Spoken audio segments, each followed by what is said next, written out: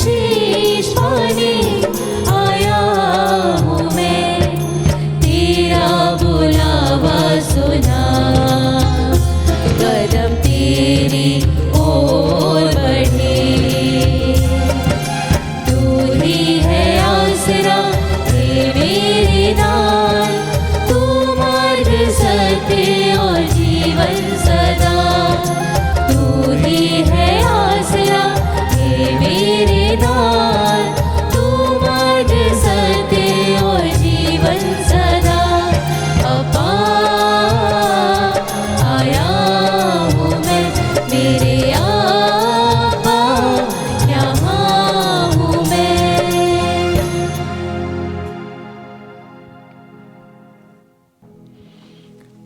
पिता, पुत्र और पवित्र आत्मा के नाम पर आमीन। हमारे प्रभु यीशु ख्रिस्त की कृपा, ईश्वर का प्रेम तथा पवित्र आत्मा का साहचर्य आप सबों को प्राप्त हो और आपकी आत्मा के साथ। ख्रिस्त में प्रिय भाई और बहनों, हम सभी के लिए आज का दिन बहुत ही अच्छा दिन है, क्योंकि आज प्रभु सुसमाचार के द्वारा हमें जताते हैं, मैं सदा तुम्हारे साथ हूं। फिर चाहे कभी कभी हमें लगता है कि शायद प्रभु हमारे साथ में नहीं है, उसकी उपस्थिति हमारे साथ में नहीं है, और ये कई कारणों से हमें आभास हो सकता है कि मेरे जीवन में प्रभु उपस्थित नहीं है।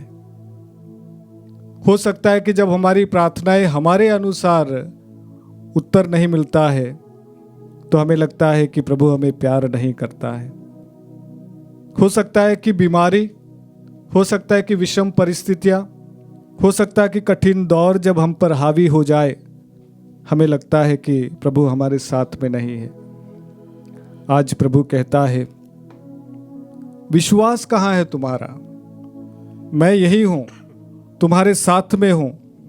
और वो उठकर उन सारी आंधी तूफान को, उन सारे झंझावतों को डांट कर कहता है कि मेरे बेटे या मेरी बेटी के पास में मत आओ, और सब कुछ शांत हो जाता है। आइए प्रभु पर भरोसा रखें, उसके पास में आए और प्रार्थना करें, प्रभु ऐसे कठिन दौर में हमें मजबूत बनाकर रखना। आज सारी कलीसिया संत जॉन बोस्को का पर्व मनाती है। संत जॉन बोस्को हम सभी के लिए एक प्रेरणा है। उनके द्वारा कई प्रकार की अच्छी बातें हुई। आज डॉन बोस्को की संस्था कई प्रकार के अच्छे कार्य कर रही है। जवान लड़के लड़कियों के लिए और समाज में परेशान लोगों को आगे बढ़ाने का कार्य कर रही है। आज इस मिस्सा के द्वारा हम उनको भी धन्यवाद दें और उनके लिए प्रार्थना करें कि प्रभु का आशीर्वाद सदा उनके साथ में रहे। आइए आज के मिस्सा में भाग लेने के लिए हम अपने आप को तैयार करें। अपने पापों के लिए, अपनी गलतियों के लिए ईश्वर से माफ़ी मांगे, ताकि इस पवित्र बलि चढ़ाने के हम योग्य बन जाएं।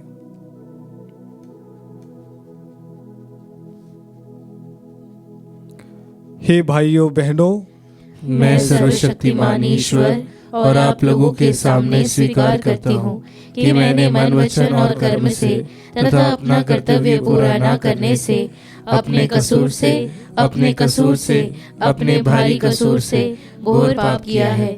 इसलिए मैं नित्य कुंवारी धन्य मरियम से, सब स्वर्गदूतों, संतों और आप लोगों से, हे भाई और बहनों, विनती करती हूँ कि आप लोग मेरे लिए प्रभु ईश्वर से प्रार्थना करें। सर्वशक्तिमान ईश्वर हम लोगों पर दया करे और हमारे पाप क्षमा कर हमको अनंत जीवन प्रदान करे। आमीन। हे प्रभु दया कर, हे प्रभु दया कर, हे ख्रिस्त दया कर, हे ख्रिस्त दया कर, हे प्रभु दया कर। हे प्रभु दया कर। हम प्रार्थना करें। हे ईश्वर, तूने पुरोहित संत योहन बोस्को को युवक युवतियों का पिता और शिक्षक बनने के लिए चुना था। उसी प्रेमाग्नि से प्रज्वलित होकर हम भी आत्माओं की खोज में लगे रहें और केवल तेरी सेवा करते रहें। हम ये प्रार्थना करते हैं अपने प्रभु तेरे पुत्र यीशु ख्रिस्त के द्वारा, जो तेरे तथा पवित्र आत्मा के संग एक ईश्वर होकर युगानुग जीते और राज्य करते हैं। आमीन। पहला पाठ सैमुएल का दूसरा ग्रंथ अध्याय 12 पद संख्या 1 से 7, 10 से 17। मैंने प्रभु के विरुद्ध पाप किया। प्रभु ने नातान को दाऊद के पास भेजा।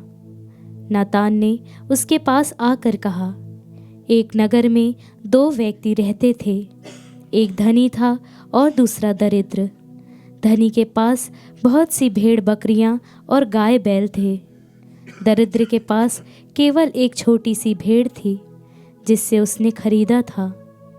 वह उसका पालन पोषण करता था। वह भेड़ उसके यहाँ उसके बच्चों के साथ बड़ी होती जा रही थी।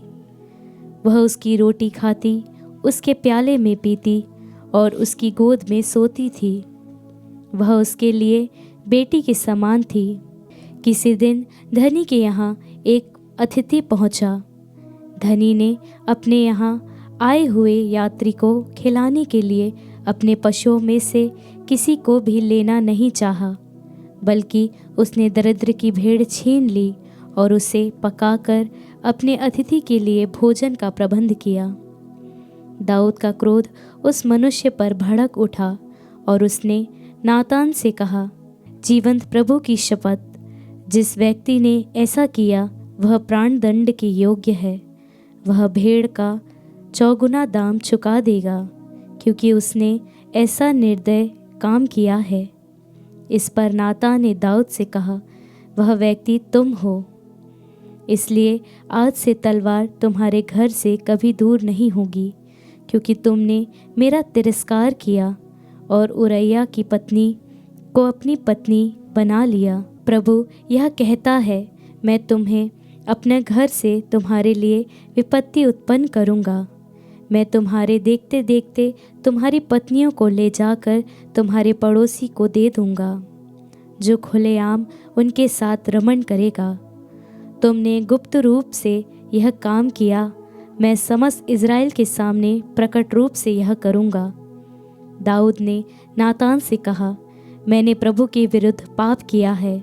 इस पर नातान ने दाऊद से कहा, प्रभु ने तुम्हारा यह पाप क्षमा कर दिया है, तुम नहीं मरोगे, किंतु तुमने इस काम के द्वारा प्रभु का तिरस्कार किया, इसलिए तुम्हें जो पुत्र उत्पन्न होगा वह अवश्य मर जाएगा।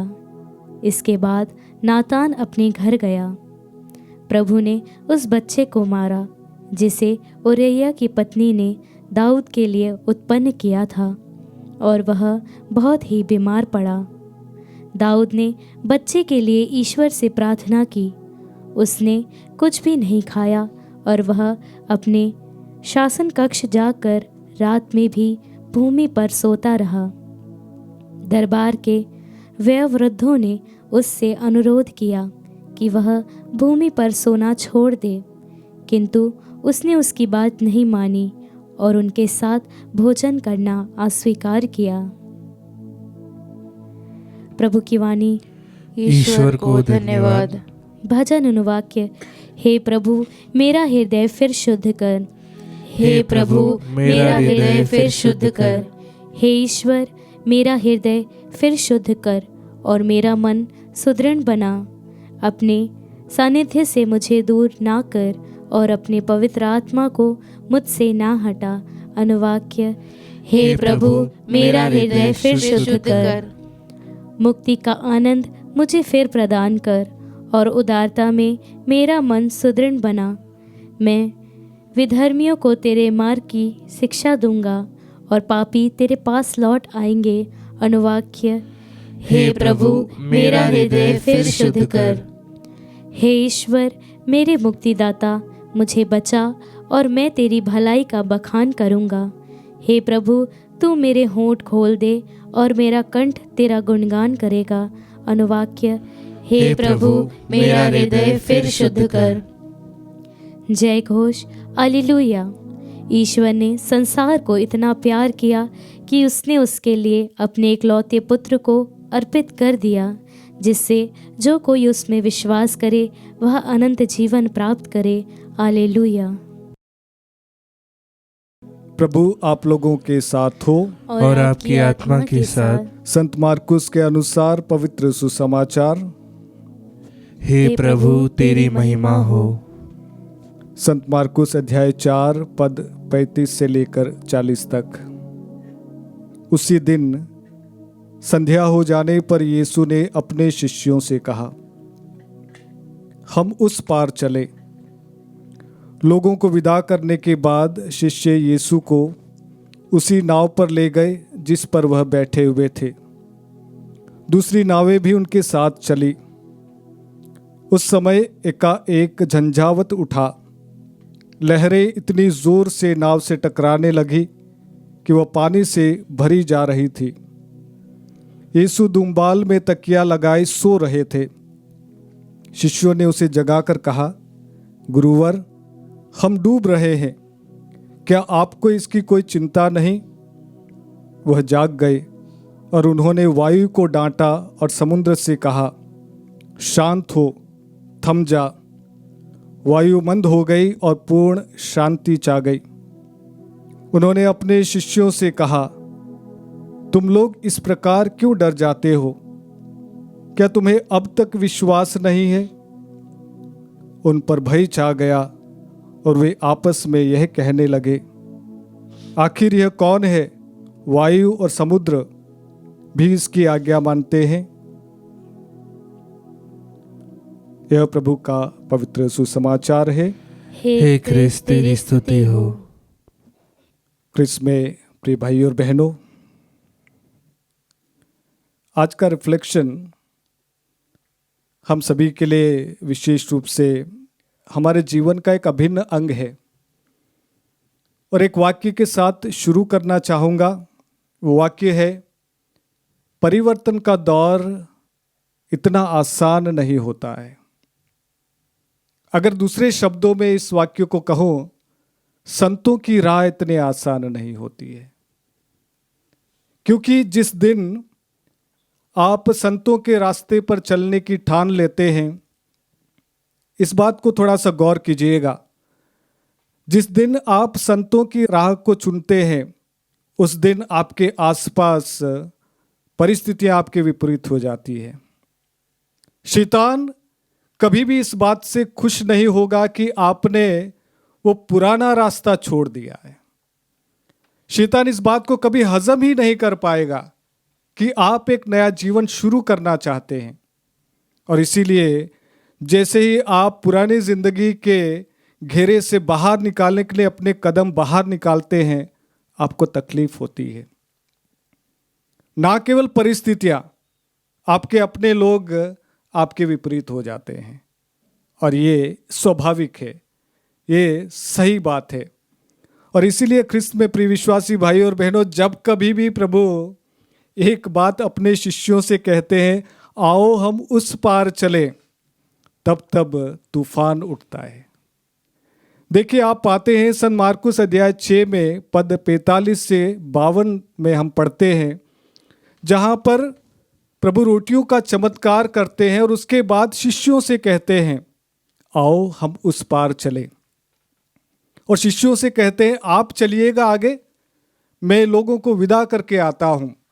प्रार्थना करने के बाद में जैसे प्रभु पानी पर चलते हुए आए, वचन कहता है कि वहाँ तेज हवाएं चलने लगी और हवाएं उन लोगों के विपरीत चलने लगी और ये डर जाते हैं, कोशिशें करते हैं और इतना स्ट्रगल करते हैं। तभी यीशु उनके पास में आते हैं और वे डर जाते हैं। और आज के सुसमाचार में हम पाते हैं प्रभु फिर कहते हैं, आओ हम उस पार चलें। और इस बार प्रभु उनके साथ में थे और जब ये आगे बढ़ रहे थे, आज का वचन कहता है कि वहाँ तूफान आता है, वहाँ आंधी आती है, वहाँ लहरें उनको बड़ी बड़ी लगने लगती है। नतीजा ये होता है कि उनकी नावों में पानी भर जाता है और वे डर जाते हैं, शिकायत करने लगते हैं, आपको हमारी चिंता नहीं है। प्रभु फिर उनसे कहता है, डरो मत, मैं तुम्हारे साथ में हूँ। पेतरुस को याद कीजिएगा, जब पेतरुस ने एक प्रतिज्ञा की थी, एक प्रॉमिस किया था कि प्रभु चाहे कुछ भी हो जाए, मैं मरने के लिए तैयार हूँ, सदा तुम्हारे साथ में हूँ। और उसी दूसरी क्षण प्रभु कहता है, पेतरुस तुम मुझे 3 बार अस्वीकार करोगे। ख्रिस्त में प्रिय विश्वासी भाइयों और बहनों, झंझावत उठना स्वाभाविक है, तूफान आना स्वाभाविक है, और ये तब इसकी गुंजाइश बढ़ जाती है जब आप एक नया जीवन शुरू करने की कोशिश करते हैं। रिफ्लेक्ट कीजिएगा, मनन चिंतन कीजिएगा उस दौर के लिए जब आपने एक बड़ा सा अच्छा सा कन्फेशन किया है, एक अच्छी रिट्रीट करके आए और आपने डिसाइड किया कि अब से मैं मेरी पुरानी जिंदगी छोड़ देता हूं। और जैसे आप अपने कमरे में दाखिल होते हैं, जैसे आप आपके कमरे का दरवाज़ा खोलते हैं, आपको ऐसा लगने लगता है कि शैतान वहाँ पर तांडव मचा रहा है। वे सारी आदतें एक बार पूरी शक्ति के साथ में आप पर हावी होना शुरू हो जाती है। वे सारे लोग कल तक आपको अप्रिशिएट कर रहे थे, आज आपका नया चेहरा देखकर, आज आपका नया व्यवहार देखकर आपसे कहते हैं तू कैसा हो गया है, कौन सा रास्ता छोड़ के आया है, और आपको स्वीकार नहीं कर पाएंगे।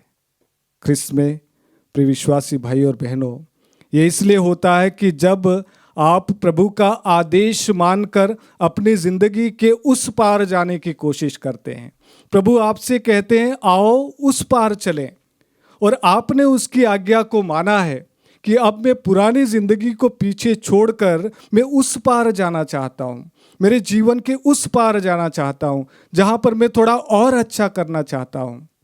शैतान विचलित हो जाता है, खुश नहीं होगा, और आपका पीछा एक बार नहीं, वो हजारों की संख्या की सेना आपके पीछे लगा देगा, और वो उस सेना में आपके अपने लोग होंगे।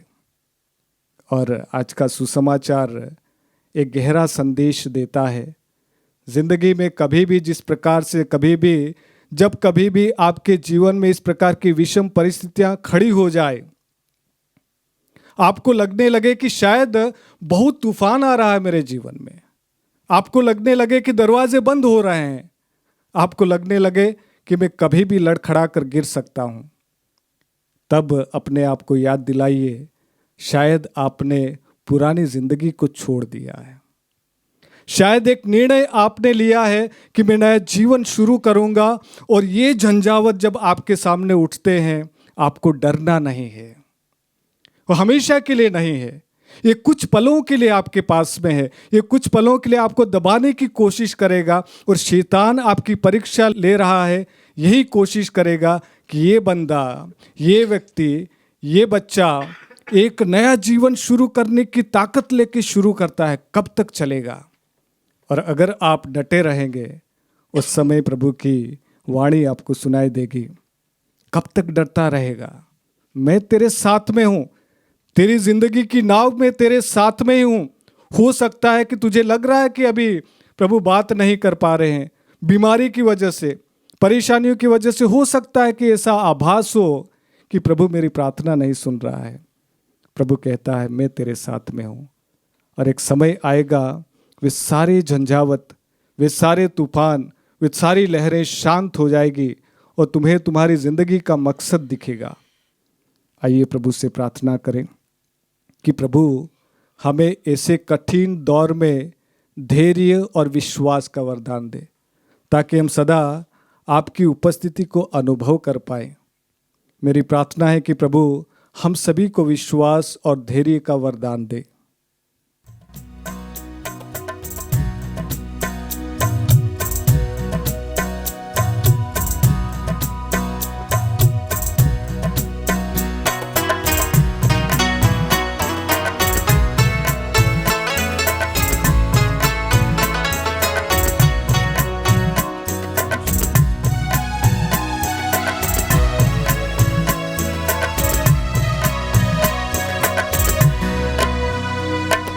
तेरा अभिनंदन शतबार, तेरा पूजन बारंबार, तेरा अभिनंदन शतबार, तेरा पूजन बारंबार। हम अपना जीवन उपहार लेकर आए तेरे द्वार, हम अपना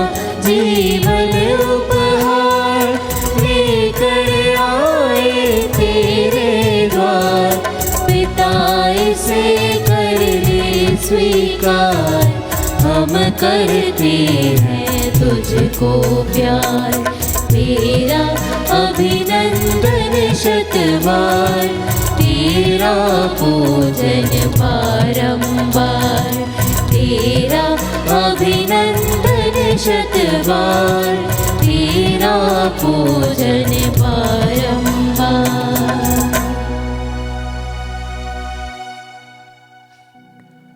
भाइयों और बहनों, प्रार्थना कीजिए कि सर्वशक्तिमान पिता ईश्वर मेरा और आप लोगों का यह बलिदान ग्रहण करे। प्रभु अपने नाम की स्तुति तथा महिमा के लिए और हमारे तथा अपने समस्त पवित्र कलीसिया के लाभ के लिए आपके हाथों से यह बलिदान स्वीकार करे। हे प्रभु, हमारे दान ग्रहण कर और इन्हें पवित्र कर दे। इनके द्वारा हम अनंत जीवन प्राप्त कर सके। यह प्रार्थना स्वीकार कर हमारे प्रभु ख्रिस्त के द्वारा। आमीन। प्रभु आप लोगों के साथ हो और आपकी आत्मा के साथ। प्रभु में मन लगाइए। हम प्रभु में मन लगाए हुए हैं। हम अपने प्रभु ईश्वर को धन्यवाद दें। यह उचित और न्याय संगत है। हे प्रभु पवित्र पिता, सर्वशक्तिमान और शाश्वत ईश्वर, ये वास्तव में उचित और न्याय संगत है। हमारा कर्तव्य तथा कल्याण है कि हम सदा और सर्वत्र तुझे धन्यवाद दें। तुझे हमारी प्रशंसा की कोई आवश्यकता नहीं है। यह तेरा वरदान ही है कि हम सदा तुझे अपनी कृतज्ञता प्रकट करें। हमारे स्तुतिगान तेरी महिमा की वृद्धि नहीं करते, बल्कि हमारे प्रभु ख्रिस्त के द्वारा हमारी मुक्ति में सहायक सिद्ध होते हैं। इसलिए स्वर्गदूतों की मंडली के स्वर में स्वर मिलाकर आनंद की उमंग में हम तेरा स्तुतिगान गाते हैं।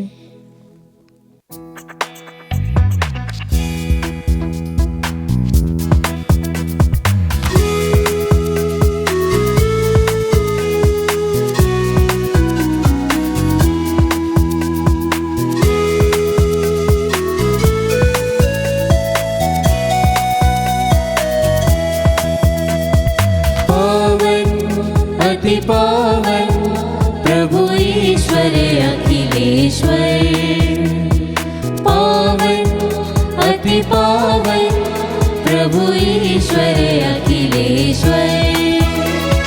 स्वर्ग धरा के कोने कोने गूंजे तेरा नाम।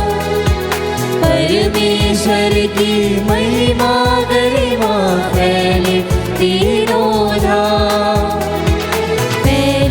तीनों धाम।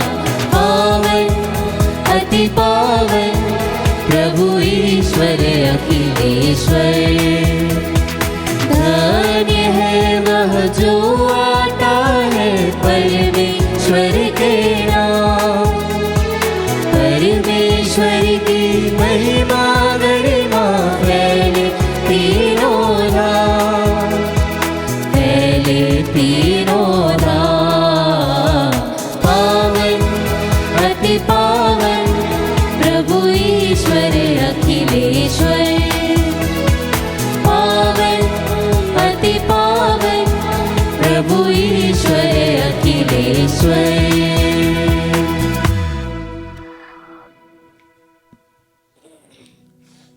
हे प्रभु, तू वास्तव में पवित्र है, सारी पवित्रता का स्रोत है।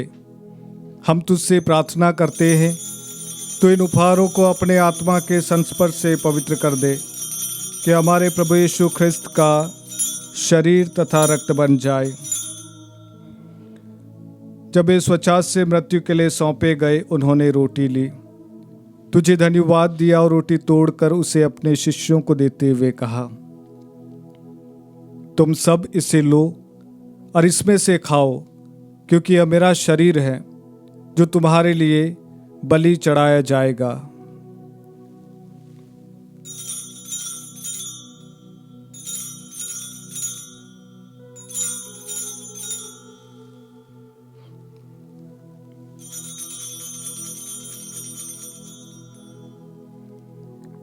इसी भांति भोजन के बाद उन्होंने कटोरा लिया, तुझे धन्यवाद दिया और उसे अपने शिष्यों को देते हुए कहा, तुम सब इसे लो और इसमें से पियो, क्योंकि यह मेरे रक्त का कटोरा है, नवीन और अनंत व्यवस्थान का रक्त, जो तुम्हारे और बहुतों के पापों की क्षमा के लिए बहाया जाएगा। तुम मेरी स्मृति में यह करो।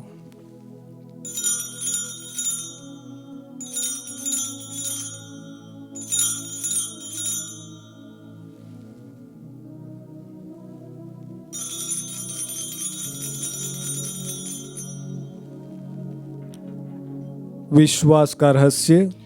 हे प्रभु, हम तेरी मृत्यु तथा पुनरुत्थान की घोषणा तेरे पुनरागमन तक करते रहेंगे। इसीलिए हे प्रभु, हम ख्रिस्त की मृत्यु और पुनरुत्थान की स्मृति में तुझे जीवन की रोटी और मुक्ति का कटोरा चढ़ाते हैं।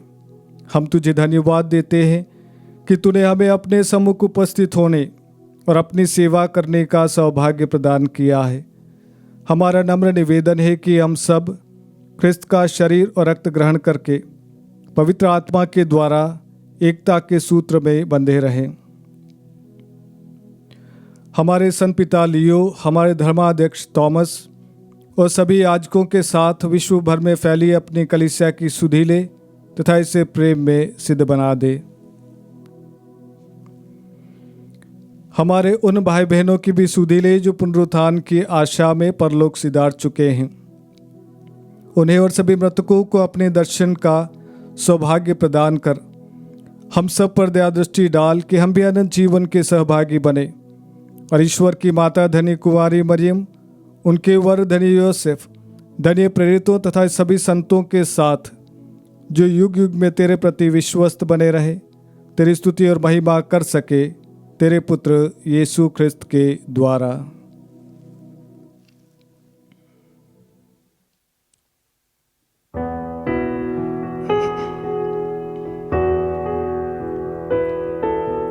इन्हीं प्रभु ख्रिस्त के द्वारा,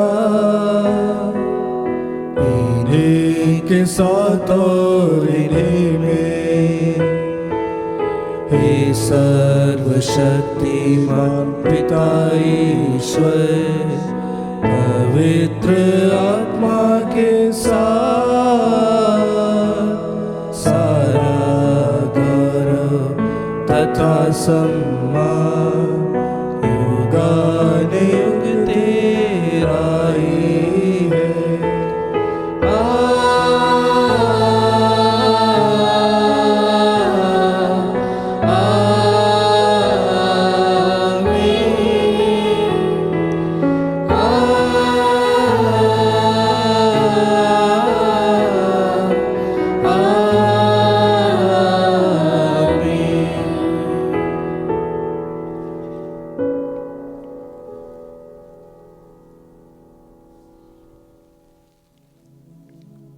आइए हम धन्यवादी हृदय से प्रभु के पास में आए, वही प्रार्थना बोले जो प्रभु ने हम सभी को सिखाई है।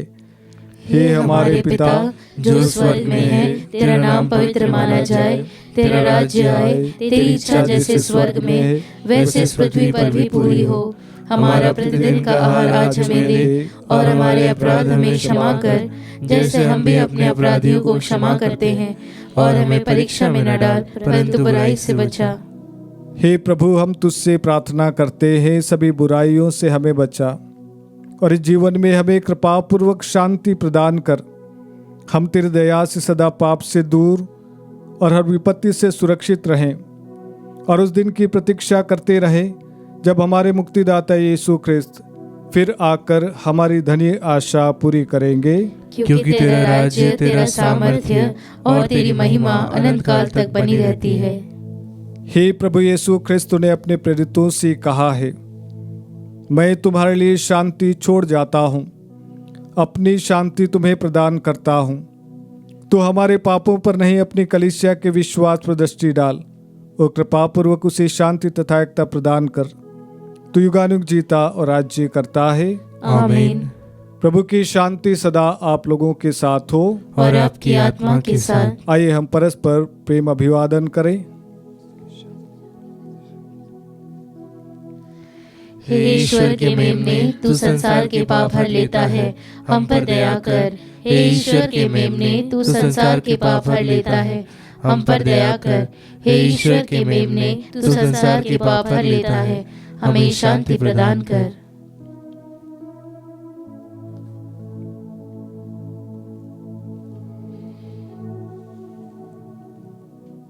देखिए ईश्वर का मेमना, इन्हें देखिए जो संसार के पाप हर लेता है। धन्य हम सब जो इस भोज में बुलाए जाते हैं। हे प्रभु, मैं इस योग्य नहीं हूँ कि तू मेरे यहाँ आए, किंतु एक ही शब्द कह दे और मेरी आत्मा चंगी हो जाएगी। ख्रिस्त का शरीर और रक्त जीवन के लिए हमारी रक्षा करता रहे। आमीन।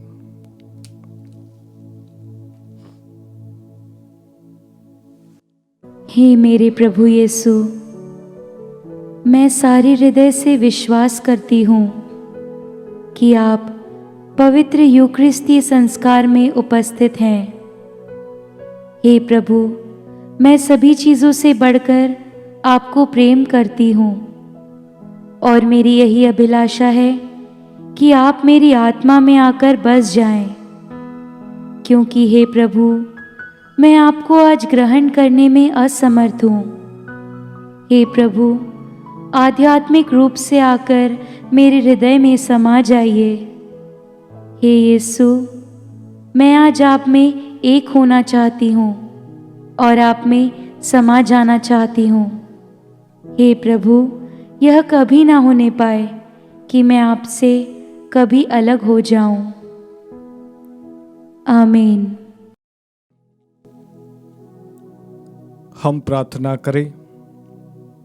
हे सर्वशक्तिमान ईश्वर, तूने हमें नवजीवन की कृपा प्रदान की है। तेरे इस उपहार के लिए हम सदा तेरी महिमा करें। यह प्रार्थना स्वीकार कर हमारे प्रभु ख्रिस्त के द्वारा। आमीन। प्रभु आप लोगों के साथ हो और आपकी आत्मा के साथ। सर्वशक्तिमान ईश्वर पिता, पुत्र और पवित्र आत्मा आप लोगों को आशीर्वाद प्रदान करे। आमीन। आप लोग विद्यालय प्रभु के प्रेम और शांति में जीवन बिताएं। ईश्वर को धन्यवाद।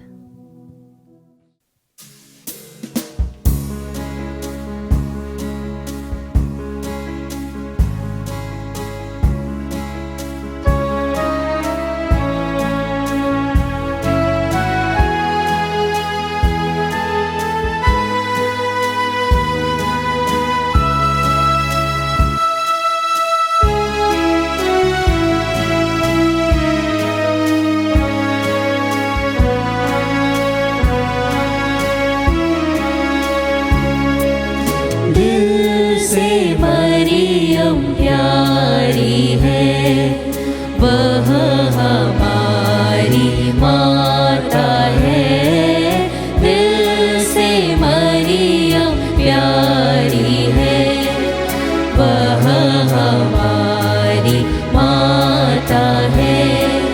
जब हम पाप में डूबे थे, माँ के प्यार ने खींच लिया।